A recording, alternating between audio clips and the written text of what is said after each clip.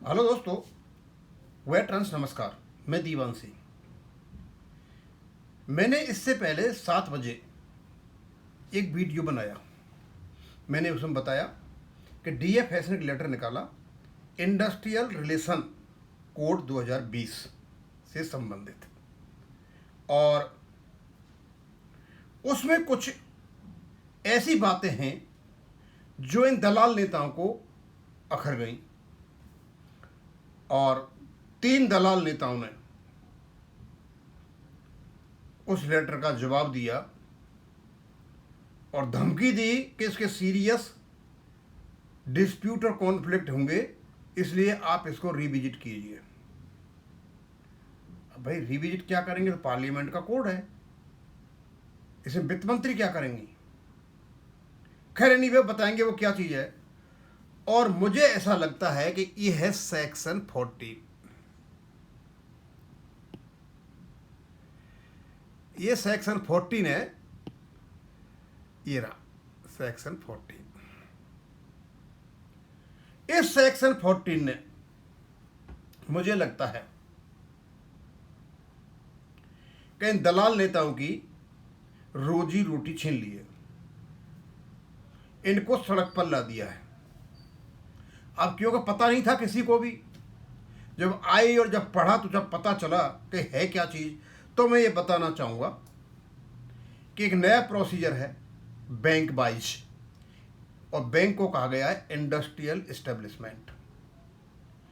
Industrial establishment या bank के या बोर्ड ऑफ डायरेक्टर्स के जो एम्प्लॉयर हैं वो अपने ही कर्मचारियों का जो सबसे बड़ा संगठन है और उसमें कम से कम 51 मेंबर्स हैं, उनको निगोशिएटिंग यूनियन घोषित करेगा और उसी के साथ बातचीत करेगा डिसाइडेड मैटर्स पर। इन दलाल नेताओं से बातचीत नहीं होगी अब तक जो खेल खेल रहे थे। और यदि कोई सबसे बड़ी यूनियन नहीं है, जैसे इंडियन बैंक के कोई यूनियन है, उसमें 51% मेंबर हैं, तो यूएफबीयू से बात न करके बोर्ड ऑफ डायरेक्टर्स बात करेंगे केवल और केवल उस यूनियन से जिसमें 51% लोग हैं। और यदि कम है 51 से तो आप 2 को मिला सकते हो, उसको निगोशिएटिंग काउंसिल कहा गया है। लेकिन दूसरी जो यूनियन है उसके कम से कम 20% मेंबर होने चाहिए। अब सीधा सा मतलब है, मान लीजिए ईआईबीए में हर बैंक के मेंबर्स हैं, और ईआईबीए तो एक संयुक्त है, कन्फेडरेशन टाइप है, लेकिन इस शर्त के अनुसार बैंक ऑफ बड़ौदा के जो कर्मचारी हैं और उनका जो संगठन है बैंक कर्मचारियों का, बैंक ऑफ बड़ौदा का, केवल वही बैंक कर्मचारियों का संगठन है बैंक ऑफ बड़ौदा का, वही एम्प्लॉयर से बात करेगा। अब जब वही बात करेगा तो इनका क्या काम है? इसने खलबली मचा दी है। अब इस चीज़ को मैं पढ़ के बताता हूँ क्या है और आपको पता चलेगा। रिकॉग्निशन ऑफ निगोशिएटिंग यूनियन और निगोशिएटिंग काउंसिल। 51% हो तो आप निगोशिएटिंग यूनियन कहलाओगे, और कम है तो 2 को मिला करके आप निगोशिएटिंग काउंसिल हो जाओगे, और इसका रिकॉग्निशन करेगा बोर्ड ऑफ डायरेक्टर्स और employer. There shall be a negotiating union और negotiating council as the case may be in an industrial establishment, यानी बैंक में, having registered trade union for negotiated with the employer of the industrial establishment on such matters as may be prescribed. यानी एक bank दूसरे bank को प्रभावित करती है वो नहीं कर पाएगी। भाई सीधी सी बात है, बैंक ऑफ बड़ौदा की जो प्रॉब्लम्स हैं स्टाफ की या कई प्रकार की, वो उनकी अलग है, इंडियन बैंक की अलग है, कैनरा बैंक की अलग है, सबकी अलग अलग है। फिर ये मिला क्यों रखा है, घोलमेल क्यों कर रखा है? दूसरा, where only one trade union of workers registered under the provisions of this chapter is functioning in an industrial establishment, then the employer of such industrial establishment shall, subject to such criteria as may prescribe, recognize such trade union as sole negotiating union of the workers। सबसे बड़ी majority union से बातचीत होगी, औरों से नहीं होगी। Next, if more than one trade union of workers registered under this code are functioning in an industrial establishment, then the trade union having 51% or more workers on the muster roll of that industrial establishment, verified in such manner as may be prescribed, supporting that trade union shall be recognized by the employer of the industrial establishment as the sole negotiating union of the workers। 51% लोग चाहिए और soul आपकी वही होगी और इसको employers को recognise कर देगा।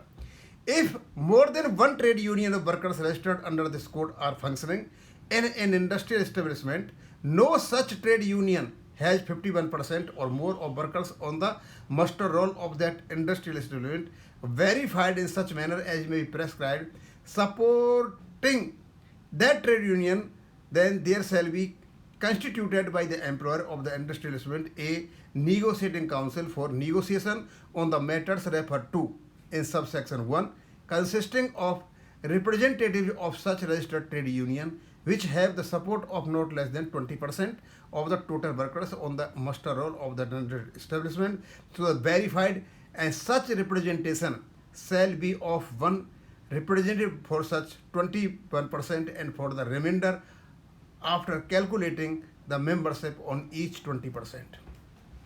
Next, where negotiating on the matters referred to in subsection 1 is held between an employer and negotiating council constituted under subsection 4, consequent upon such negotiation, any agreement is said to be reached if it is agreed by the majority of the representative of the trade unions in such negotiating council.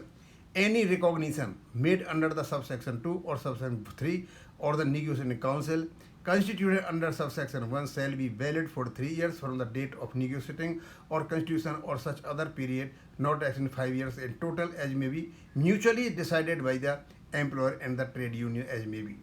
और उसके बाद the facilities to be provided by the national to negotiating union और negotiating council shall be such as may prefer. दोस्तों मुझे लगता है ये पढ़ने के बाद वेंकटाचलम के दिन लद चुके हैं। अब आया ऊंट पहाड़ के नीचे। अब ये कैसे निगोशिएट करेंगे एम्प्लॉयर से? एम्प्लॉयर व्यक्तिगत रूप से निगोशिएटिंग यूनियन से या काउंसिल से बात करेगा। दोस्तों मुझे ऐसा लग रहा है कि भारत सरकार अब एक्ट 1970 को लागू करने जा रही है।